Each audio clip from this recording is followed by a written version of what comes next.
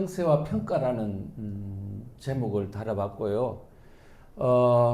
개요는 뭐냐 하면은 현재 대한민국이 어떻게 지금 전개되고 있나, 도대체 무슨 이 안개처럼 이렇게 모호한 정세 속에서 우리가 현재 어떻게 이게 진행되고 있는지, 그 다음에 앞으로 어떻게 될 건지 이 전체적인 어떤 정세를 한번 살펴봤으면 좋겠다는 그런 생각들이 많은 것 같습니다. 하도 지금 도대체 이게 어떻게 돌아갈지 잘 모르시니까 좀 궁금한 것 같습니다. 그래서 현재 대한민국 사회 전반 저변에 곳곳에 체제 수호 에너지가 지금 누적되고 있다고 저는 그렇게 보고 있습니다. 겉으로는 보이지 않지만 그런 현상들이 있고요. 그 다음에 대한민국 체제 변혁이 지금 일어나고 있습니다. 자유민주주의 체제를 허물고 그 다음에 사회주의 공산주의 체제로 바꾸려고 하는 지금 지속적인 시도들이 있다는 것은 이미 여러분들이 잘 아시고 있습니다. 그런데 이 변혁을 저지하기 위한 국제적 파워가 지금 작동되고 있습니다. 여러분들도 인식이 되시는지 잘 모르겠습니다만은 지금 현재 트럼프 진영이 등장하면서부터 과거와 달리 탈냉전 시대가 아니고 다시 신냉전 체제로 다시 돌아가고 있다는 거죠. 이거는 뭐냐면은 과거 구공산주의 체제와 그 다음에 반공적 자유민주주의 체제 간에 다시 뭔가 새로운 진영을 지금 다시 만들고 있는 과정이기 때문에 이런 어떤 현상들이 우리 지금 현 정세하고 매우 연결되어 있다. 이렇게 보시면 되고요. 그 다음에 제가 이런 가운데 체제를 바꾸려고 하는데 못 바꾸게 하는 저항 이게 에너지들이 너무 강력하기 때문에 지금 이재명 정권은 어쩌면 문재인 정부보다 훨씬 더 강력하게 체제를 바꾸려고 하고 있습니다만은 그 저항이 엄청난 세게 나오기 때문에 지금 굉장히 위기의식이 고조되고 있지 않나. 그래서 지금 현재 하고 있는 정책들을 보면 굉장한 조급증을 보여주고 있다. 그래서 사태를 악화시키는 그런 측면이 있지 않나. 저는 그렇게 보고 있습니다.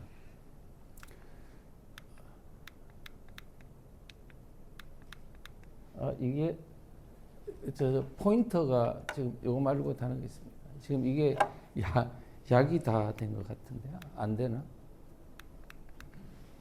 자, 다음 장을 넘겨 주십시오.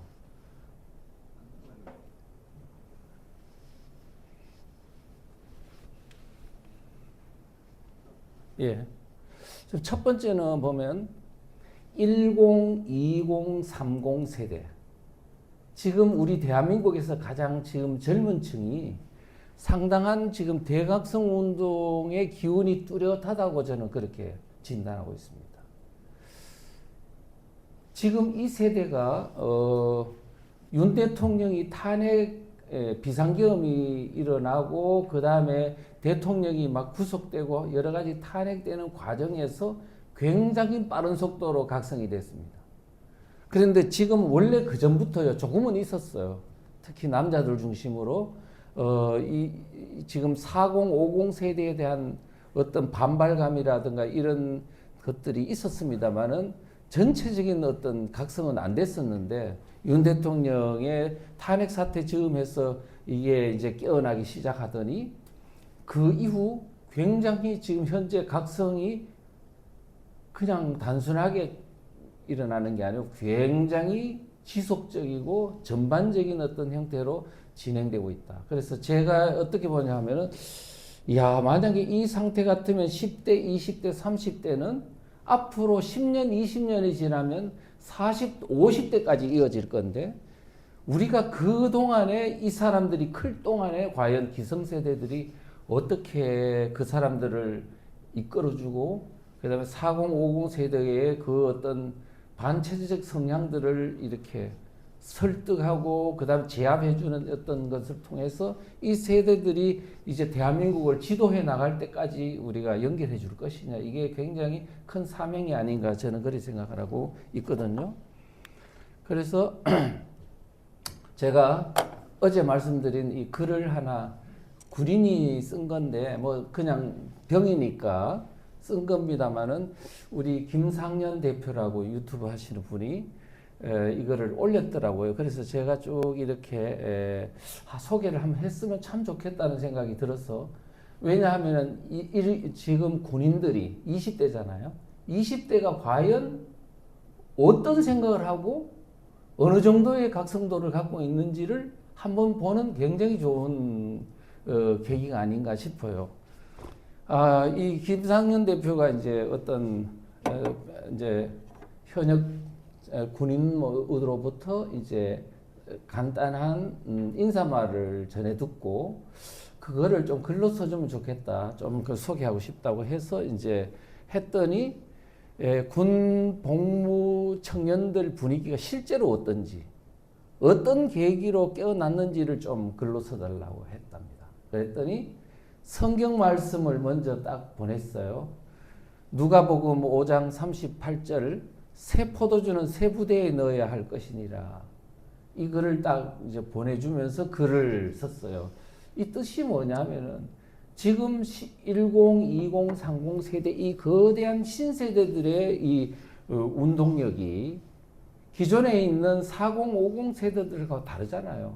그래서 대한민국이 우리에 의한 자유민주주의를 긍정하는 이 움직임에 의한 대한민국을 새롭게 만들어야지 막 이렇게 뒤섞어 가지고는 안 되겠다는 뭔가 이 강력한 저항의식 또는 어떤 그런 대한민국의 변화를 가져와야 되겠다는 그 의미를 담고 있지 않나 생각했습니다.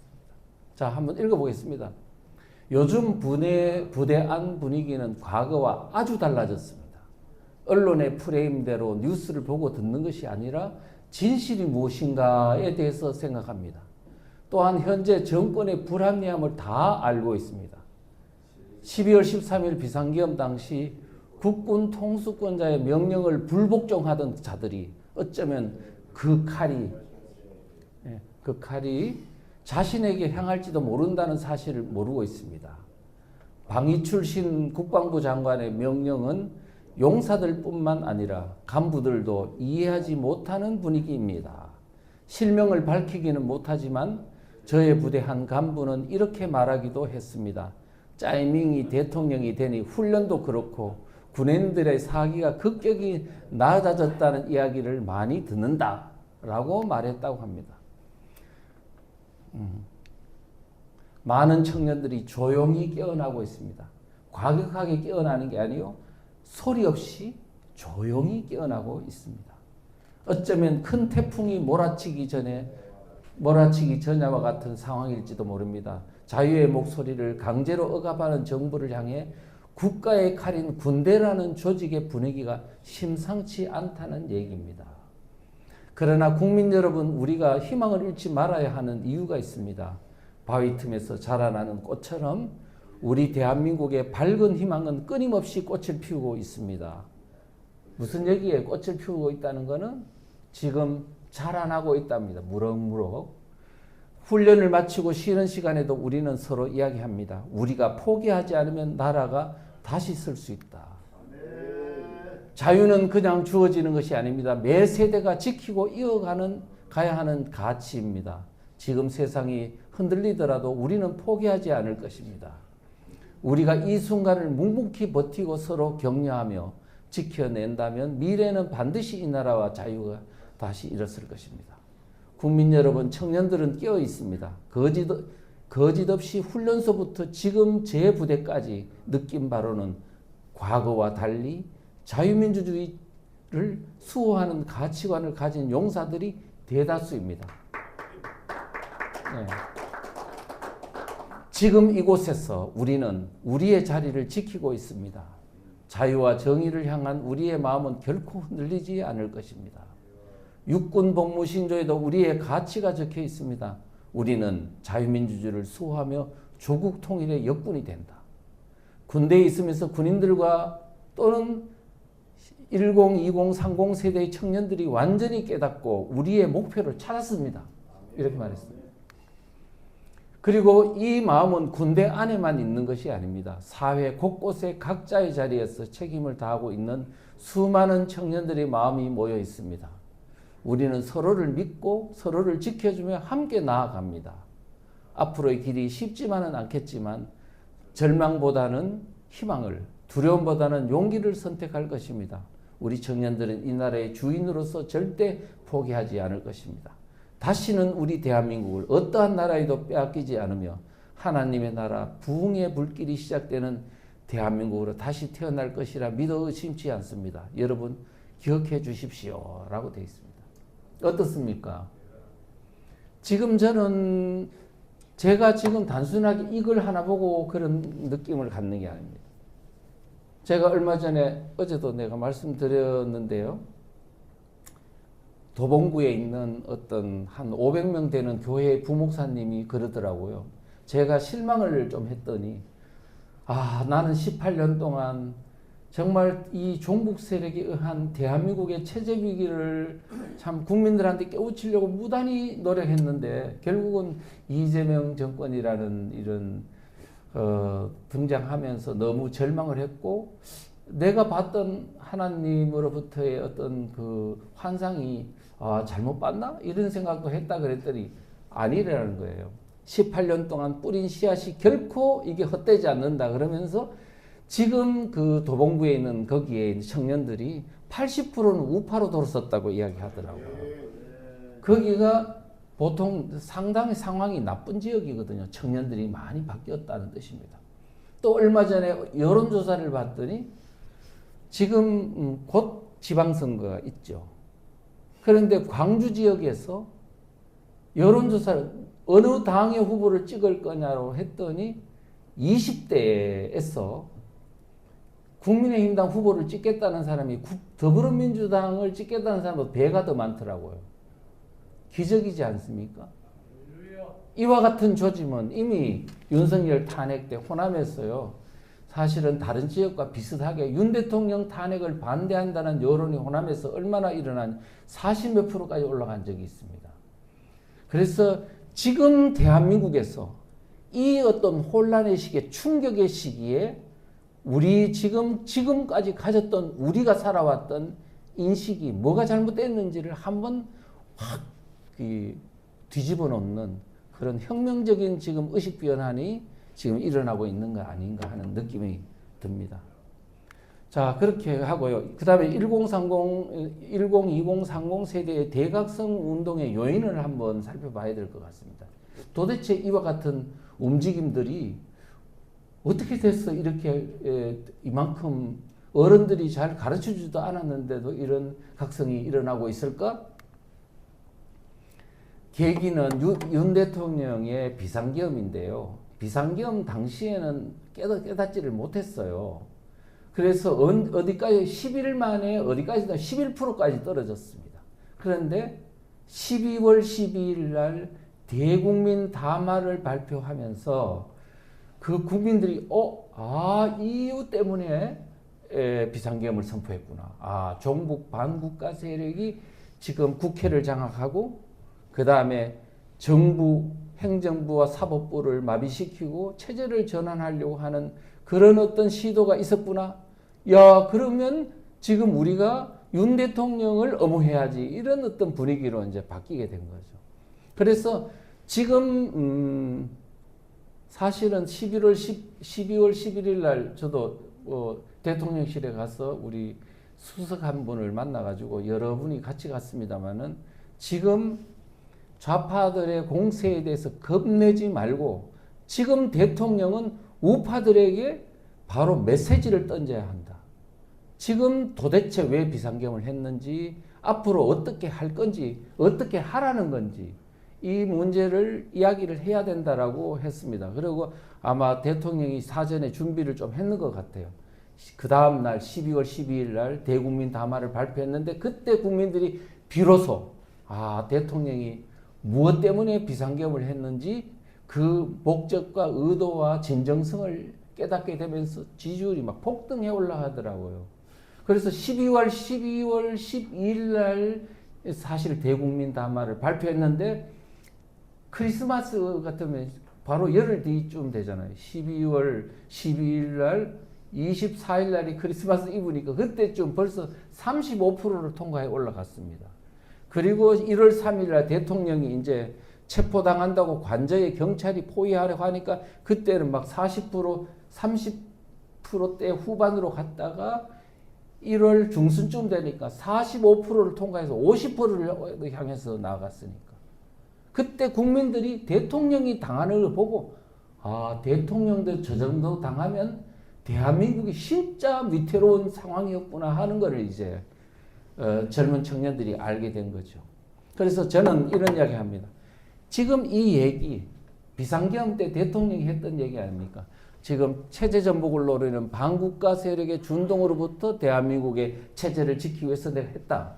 그 다음에 종북 반국가 세력을 척결하고 자유 헌정 질서를 지키기 위해서 비상계엄을 선포했다. 이 말이 사실은 비상계엄 때 한 거예요.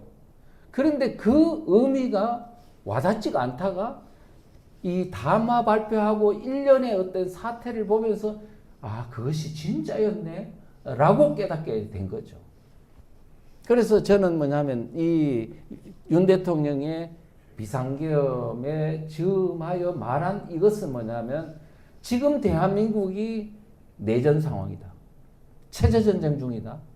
그런데 그 체제전쟁에서 우리가 지고 있다. 그래서 우리가 그 체제전쟁의 상대방은 적은 누구냐? 종북 반국가 세력, 반대한민국 세력이다. 이거를 지금 정의해 준 겁니다.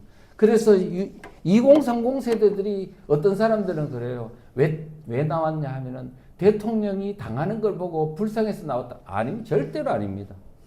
대통령에 대해서 연민의 정을 느꼈으면 박근혜 대통령이 여자로서 그렇게 당하는 거 보고 다 뛰쳐나와야 되지. 안 나왔거든요. 근데 이때는 왜 나왔냐 하면 그 청년들이 내가 살아야 될 대한민국이 공산화되면 안 된다. 자유민주 체제가 무너지면 안 된다는 그런 절박감을 가지고 뛰쳐나온 겁니다. 윤 대통령은 바로 무엇을 던져줬냐 하면은 바로 자유민주주의 체제가 무너지고 있다. 종북 세력이 지금 대한민국 국회를 장악했다. 여러분 빨리 깨어나십시오. 이 얘기거든요. 거기에 홍해온 것이다. 이렇게 말하면 될 것 같습니다. 근데 사실은요. 저는 이 문제, 종북 세력이 대한민국을 지금 장악해 오고 있다는 것을 18년 동안 이야기했습니다. 책도 많이 쓰고 강의도 많이 하고 종북 세력, 여러분 지금 종북이라는 용어를 다 아시죠? 그거를 알게 된 게 저 때문에 그렇습니다. 사실은. 제가 2009년도에 책을 썼거든요. 반대세의 비밀이라고. 그 18,000권이나 팔린 베스트셀러였는데 그때 그 책을 2008년도 5월부터 쓰기 시작했어요.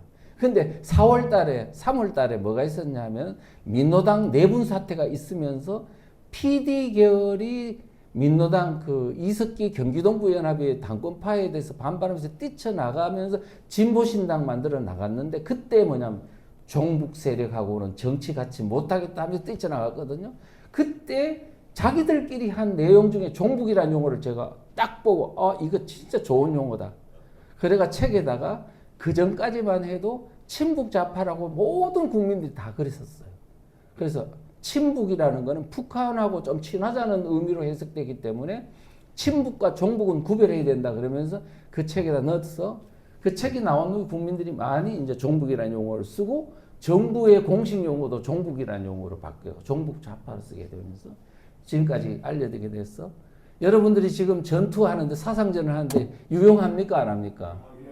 그 다음에 제가 그 책에서 또 뭘 했냐면 진보 보수라는 용어 쓰지 마라. 이거는 적을 이롭게 하는 행위다. 좌익이 만든 프레임이다.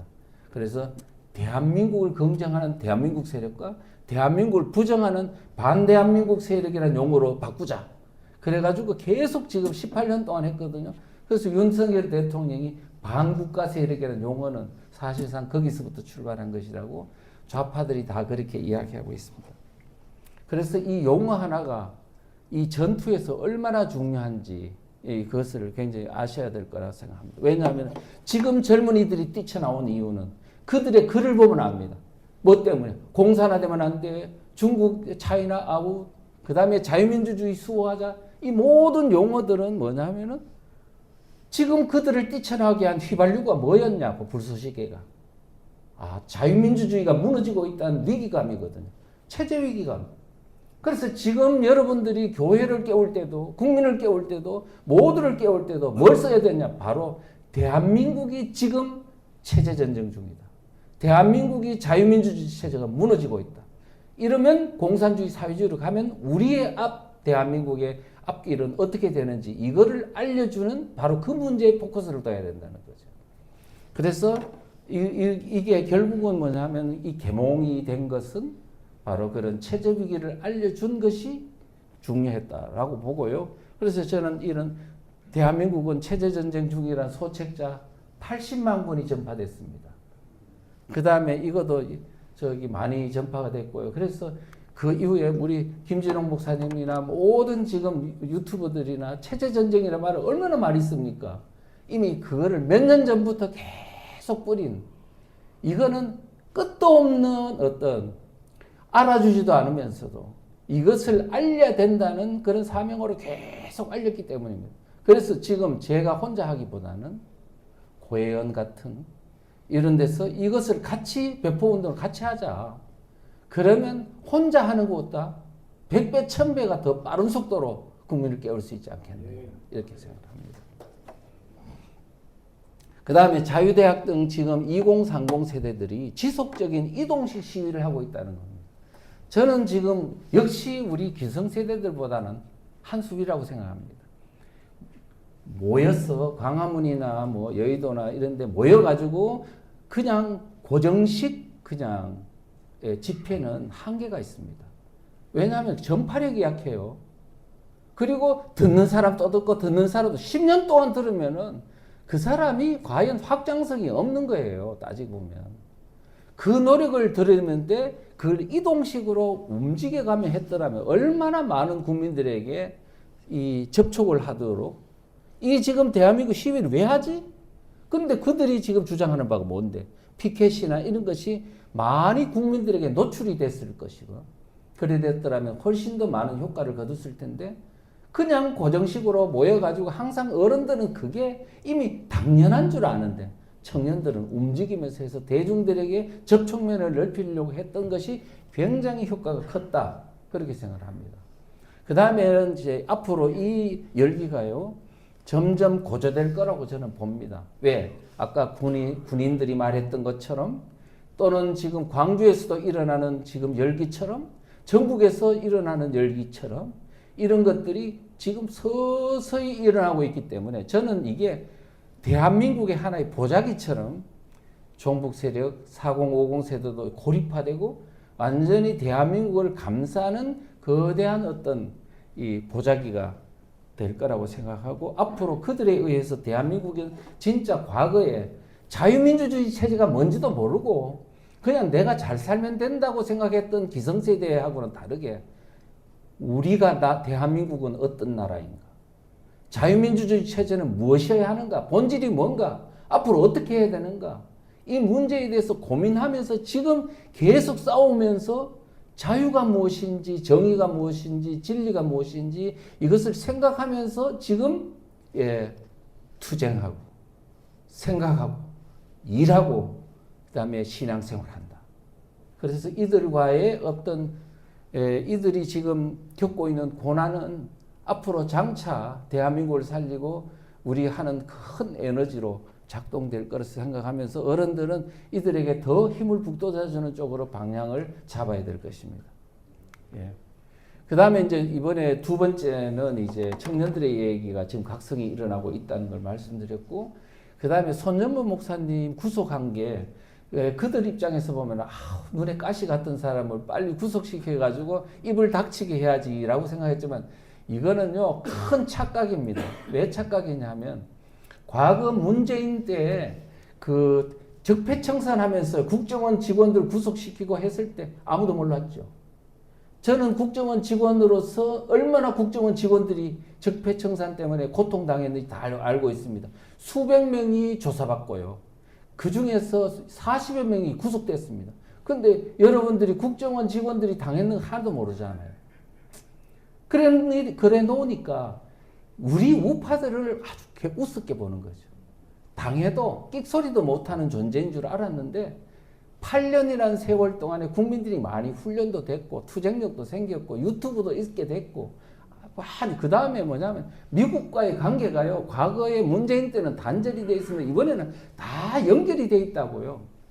이제 한국에서 일어나는 일은 국제 문제로 바로바로 실시간으로 알려지는 시스템이 구축되어 있다는 사실을 좀 강조한 것입니다. 그래서 손현무 목사님이 구속 딱 되니까 바로 어디로 연결이 되야 되는지 압니까? 지금 한국에 그동안에 사실 세이브 코리안이 뭐니 해가지고 막 교회가 사실은 움직였던 그 움직임, 또 한국에 있는 기독교인들하고 미국에 있는 기독교인들 또는 이 진영하고 트럼프 진영하고 상당히 지금 교류가 활발하게 이루어지는 상태였다는 사실 때문에 구속되자마자 바로 미국 교회가 제일 막 그냥 분기탱천하더라고요. 이거는 그냥 단순하게 그게 아니고 이거는 공산 혁명 가운데 일어나는 적폐청산 반동분자 숙청 작업의 일환이다. 이렇게 막 보게 된 게 이건 도저히 목사님을 이렇게 하는 건 있을 수가 없는 일이라는 것이 미국 교계에서의 일반적인 생각이에요. 그게 트럼프 진영으로 막 들어가는 겁니다. 그래서 이거를 제가 볼 때는 트럼프 대통령이 그때 양자회담 할 때 이런 걸 전부 관찰해 본 바로는 제일 분노했던 미국인들이 분노했던 거는 바로 손현무 목사님 구속이다. 그래서 패착이었다. 저는 그렇게 보고 있고요. 그래서 그 계기로 고혜연 같은 단체들이 만들어서 지금 이렇게 막 1000명이 모이죠. 나중에 나아가서는 감리교, 그 다음에 침례교, 성결교, 장로교로 막 전파되면 아마 손현무 목사님 구속이 한 알의 밀알이 떨어져 60배, 100배, 1000배의 결실을 얻는 어떤 그걸로 결실이 맺어지지 않겠나 이런 생각을 합니다. 그래서 지금 교회가 깨어나는 것도 바로 그런 누군가의 희생이 있어야 되는 거거든요. 그런 측면이 있고요. 그래서 교단별로 애국단체들이 속속 결성 연합될 것이라고 저는 그렇게 예측을 하고 있습니다. 왜냐하면 이미 벌써 휘발유가 막 그냥 지금 불이 막 그냥 붙어 나가고 있는 확산 일로에 있기 때문에 그렇습니다. 그 다음에 이제 미국 교계가 이재명 정권을 가장 경계하고 트럼프 진영을 자극하고 압력 행사를 하는 바로 중심체가 바로 미국에 있는 기독교계입니다. 이거는 교회를 탄압하는 거로 그렇게 보기 때문이다. 이렇게 볼 수 있고요. 그 다음에 트럼프 등 자유진영, 미국 정부와 그 다음에 유럽과 같은 자유진영이 지금 이재명 정권에 대해 실체를 인식하는 계기가 됐다는 겁니다. 그러니까 문재인 때만 해도요, 내가 미국에 있는 백악관이나 아니면 주요 인사들하고 내가 대화를 해보니까 잘 모르더라고요. 문재인 정부가 좋은 정부인 줄 알고 민노총이 그 굉장히 민주적인 단체인 줄 알고 이렇게 알고 있는 사람들도 있더라고요. 그랬는데 지금 트럼프 진영이 들어오면서요, 완전히 달라졌어요. 한국에 대한 그 인식이 아주 정확하게 알고 있는데 특히 가장 결정적 계기는 이제 이재명하고의 트럼프의 양자회담에서 직접 이리 와. 미국으로 와서 대화해보자. 해가지고 거기서 완전히 이제 미국인들의 어떤 왜 이렇게 능수능란한 수에 이재명의 실체가 다 드러났고 아마 그때부터 지금 이재명 정권은 미국의 주도에 사실은 끌려가고 있는 형태가 아닌가 이렇게 생각하고 있습니다. 그래서 지금 양자회담이 8월 25일 날 있었는데요. 25일 날 있기 바로 3시간 전에 트럼프 대통령이 소셜미디어에다 글을 올렸습니다. 대한민국에 지금 무슨 일이 일어나고 있는 건가?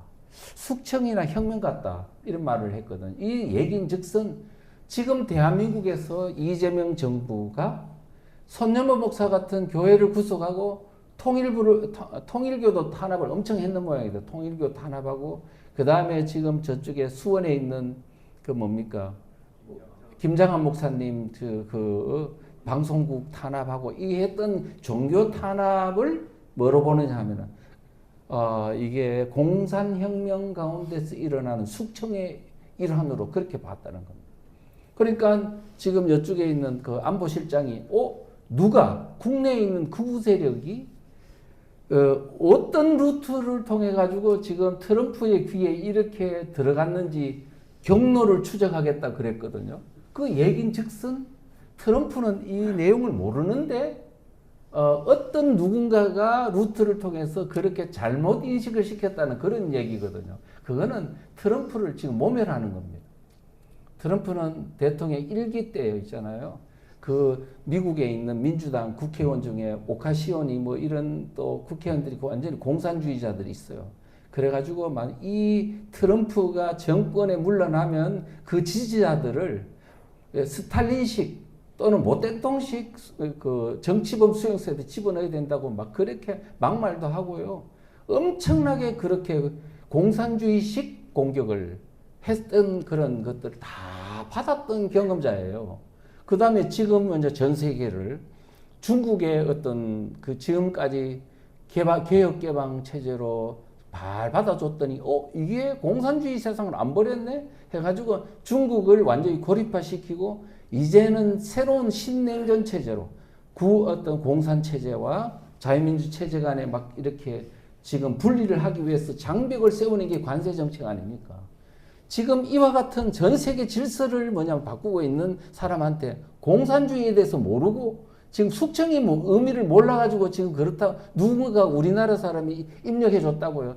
지금 그런 해괴망측한 논리가 어디 있어요? 얼마나 잘하는지 아세요? 저는 3개월 동안 있으면서 이런 사람 저런 사람 많이 만났습니다만은 너무 잘 알아요. 너무 잘 알아. 한국에 대해서 지금 미국이 아마 정보기관 숫자가 한 16개쯤 되나? CIA만 있는 게 아니에요. 완전히 한국 사람보다 한국을 더 잘 알아요. 무섭습니다. 지금 그런 어떤 입장에서 이재명을 바라볼 때 뭐냐면, 너는 공산혁명을 지금 하고 있는 거예요. 딱 이렇게 말하는 거거든요. 그러니까 지금 관세 협상이 정상적으로 된 게 아닙니다. 지금 이게. 결국은 뭐냐면, 제가 볼 때는, 이와 같은 정권을 미국의 많은 지도층이 뭐라고 보냐, 한국을 아주 우습게 보더라고요. 불신에 가득한 눈으로 봐요. 왜 안 일어나냐? 왜 안 일어나냐? 그 다음에 두 번째, 그럼 이재명을 끌어내려 달라고? 그럼 끌어내려주면 이 나라를 지킬 수 있어? 누가? 어떤 정치 세력이 이재명 끌어내려주면 정상적인 이 종북 세력을 제압하면서 대한민국을 정상적 국가로 만들 수 있는지 말해봐, 그럼. 여러분 거기서 답해 보십시오. 국민들이 이 정도로 안 깨어나고 교회가 안 깨어나는데 어떻게 이 나라를 정상적인 자유민주 체제로 지금 지킬 수 있는지 말해보라고 이야기를 하는 거예요. 저는 그런 것들을 다 보면서 미국 입장에서 우리는 우리끼리 아무것도 안 하면서도 미국이 안 도와주냐. 미국이 안 도와주냐. 6.25 전쟁 때도 도와주고 다 도와줬는데 지금까지 이 모양으로 만들어 놓고 전 세계에다가 지금 피해를 많이 주고 있잖아요. 지금 중국이 저렇게 지금 모든 IT 업종이나 이런 과학기술이 고도화된 데는 한국의 기술자들이 전부 다 중국에 빼돌린 게 얼마나 많은데요. 우리가 지금 반성하고 눈물을 흘려도 지금 시원찮을 지금 상황이라고 생각합니다. 그래서 미국은요, 한국 국민들을 불신합니다.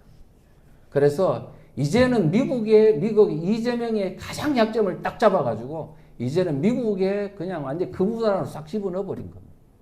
앞으로는 대한민국 영원히 공산국가나 중국의 품 안으로 들어가지 않도록 미국이 완전히 이제는 밧줄로 아주 묶어버린 거라고 저는 생각하고 있습니다. 앞으로 두고 보시면 아마 트럼프의 의도대로 이 모든 것이 진행될 것이다. 이렇게 생각하고. 그만큼 우리는 이제 자주권을 좀 잃겠죠. 예. 지금 우리가요, 스스로, 우리 미국도요, 지금까지 도와줬다가 실패한 사례가 많아요. 베트남전에도 참전했다가 실패했고요. 아프가니스탄도 얼마나 돈을 많이 도와줬는데 그 돈 다 빼돌려가지고요. 탈레반한테 다 넘어가고 결국은 안 되겠다. 넘어가 버려요. 그냥 철수해버렸잖아요. 그런데 한국은 도저히 기독교인들이 하도 많아가지고 버릴 수가 없어가지고 지금 아예 그냥 호주머니 속으로 집어넣는 것 같습니다. 어쨌든 그렇습니다. 자, 그래서 양자회담 계기로 트럼프는 이재명 정권에 대한 대응 전략을 전환했다. 저는 그렇게 생각하는데 그게 뭐냐면은 이제 어떻게 보면 한국의 우파들을 도와가지고 뭘 어떻게 해보려는 생각이 아니고 이제는 아예 그냥 직접 그냥 제압을 해서 미국이 관리하는 방식으로 간다. 저는 그렇게 지금 보고 있습니다. 그 다음에 이제 내란 프레임이 점점 무력화되고 있다는 점입니다. 사실은 제가 미국에 3개월 가 있을 때요. 딱 보니까 제가 이제 그 대통령 탄핵과 체제전쟁이라 책 속에서 이게 내란 프레임이 잘못됐다고 썼는데도 전혀 이게 어떤 의미인지 어떻게 역공세를 취해야 되는지 모르더라고요. 그래서 너무 답답했어요. 보니까 이거는 그쪽에서 지금 비상계엄이 내란이다. 윤석열 대통령 내란 수괴다. 그 다음에 윤석열 대통령을 지지하는 사람 자체를 내란 동조 세력이라고 몰아가지고 완전히 일망타진하려고 하는데도 전부 다 피하기만 급급하더라고요. 국민의힘당도 그렇고 뭐 우리 우파단체들 다 그러면서 윤석열만 몰아내면 되는 줄 알아요. 아이고 이런 바보 같은 있을 수도 없어요. 윤석열 대통령만 몰아내면은 그러면 이 내란 프레임이 종식된다고요? 무슨 말 같지도 않은 사람에게 윤석열 대통령 몰아내고 그 다음에 되면 국민의힘당을 내란 정당으로 해체시키고 헌법 바꿔가지고 그 다음부터 본격적으로 숙청 작업이 시작될 거예요. 그래서 지금 보십시오. 공무원 내 숙청하려고 막 지금 모든 공무원들 전수조사하는 거 보십시오.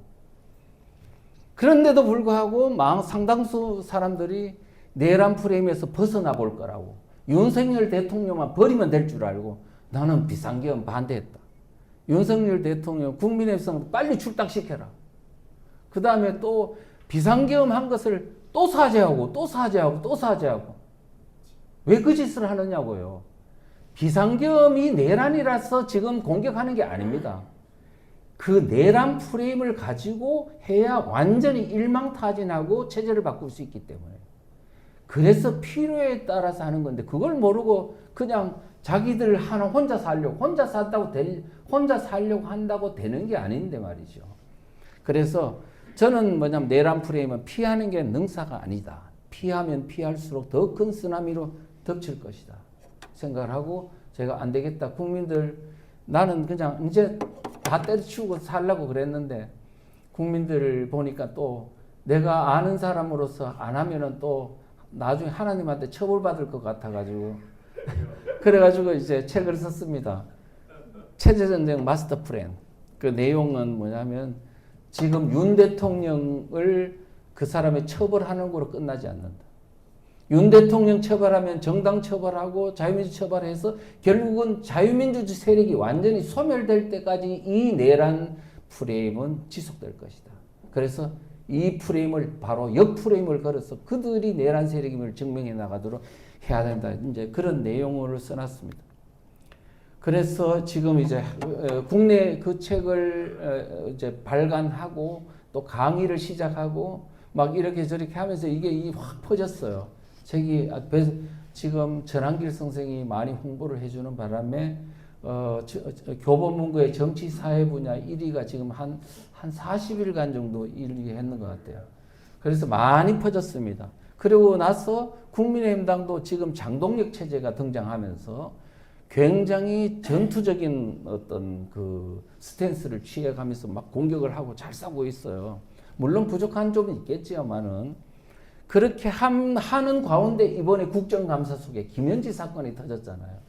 그랬더니 막 국민의힘당이 공격하고 유튜버들이 공격하고 모든 우파단체들 공격해가지고 사실은 그들의 정치 세력, 그들의 종북 성향을 역공을 취해야 된다고 내가 계속 지금 이 책에서 이야기를 했는데 그게 그대로 전개되면서 상당히 그들의 내란 프레임이 그냥 우리를 그냥 덮어 씌우는데 너무 잘 먹히다가 갑자기 그게 힘을 잃어버리고 완전 자기들이 궁지에 몰리는 지금 역공세의 상황으로 가게 됐거든요. 그래서 크게 지금 위축되어 있는 상황이다 보니 이제 그 사람들이 그거를 다시 이제 작동을 하려고 하니까 지금 어려워. 그래서 오히려 막 그냥 조급수가 나와가지고 지금 자기들이 더 지금 궁지에 몰리고 있는 건 아닌가 생각합니다. 그래서 지금 이 분위기가 이제 호전되다 보니까 윤 대통령도 이제 내란 재판에 적극 형사 재판에 참여해서 지기현 판사 앞에서 그것도 국민들이 보는 화면 앞에서 그냥 바로 그냥 윤 뭐예요? 곽종근이한테 지금 막 그냥 해가지고 곽종근이가 지금 사기쳤다는 게 다 드러나죠. 근데 홍장원이도 지금 막 드러나죠. 그러니까 국민들이 또 다 알게 되지. 판사도 알게 되지. 이러다가 내란 재판이 윤석열 내란 재판 무죄 딱 나오는 순간에 그들이 지금 했던 모든 이 어떤 시도들이 다 지금 역공을 당할 그럴 수 있는 위기에 처했잖아요. 그래서 지금 굉장히 유리한 분위기로 됐고 그러다 보니 이재명 정권이 지금 위기의식이 굉장히 고조되고 있다 보니까 무리수가 곳곳에서 노출되고 있습니다. 그래서 법원을 내란 특별재판소를 만들겠다 하는 판사들이 지금 난리가 꼭지가 돌아버리고 그 다음에 지금 지금 검찰도 지금 완전히 저런 어떤 대장동 사태 때문에 지금 검찰도 다 지금 열받아가지고 지금 그래서 평검사들까지 지금 다 이렇게 저항운동을 나서고 있고요. 이제 이런 어떤 상황이고 거기다가 공무원들 지금 또 불안한 거야. 불신이 가득해. 그래 75만 명 공무원들 핸드폰 다 내놔. 우리가 지금 조사해 볼 거야. 시민단체가 가서 그들을 지금 사상 검증을 할 거야. 그러니까 국민들이 또 빽빽하게 오는 거죠. 그래서 판사 지금 열받아 있어. 검사들 다 열받아 있어. 75만 명 중앙공무 부처 공무원들이 다 열받아 있어. 그 다음에 지금 2030, 1020, 30 세대들이 그래 교회 열받게 만들어. 도대체 누구를 우군으로 하려고 하나? 아 그렇구나. 이제는 양의 탈을 벗고 그 다음에 늑대의 이빨과 발톱을 드러내는 거는 이제 끝장보자는 거죠. 그래서 이것은 곧 이제 자기들 운명의 시간이 다가오고 있음을 증명하는 것이다. 예. 이제 공직사회도 이재명 정권의 실체를 인식하면서 느슨한 저항운동이 일어나고 있습니다. 여러분들은 복종하는 게 저항이라고 생각하세요? 순종이라고 생각하세요? 아닙니다. 가장 무서운 거는요, 표시 안 내고 저항하는 게 그게 진짜 무서운 겁니다.